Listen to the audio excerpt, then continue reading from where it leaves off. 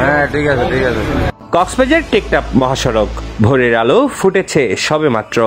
চলন্ত একটি পিকআপ রেখে পুলিশের ধাওয়ায় পালিয়ে যায় চালক সহ অজ্ঞাত ব্যক্তিরা। পরে পথচারী সহ স্থানীয়দের সামনে তল্লাশি চালানো হয় সেই পিকআপে। সিটের নিচে পাওয়া যায় 10,000 ইয়াবার একটি প্যাকেট।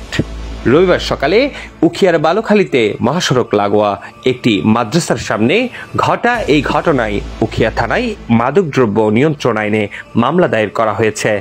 উখিয়া থানার ভারপ্রাপ্ত কর্মকর্তা আরিফ হুসাইন বিষয়টি নিশ্চিত করেছেন। তিনি জানান, গোপন সংবাদের ভিত্তিতে থানায় কর্তব্যরত টহল টিমের অভিযানে ইয়াবাসহ একটি পিকআপ জব্দ করা হয়।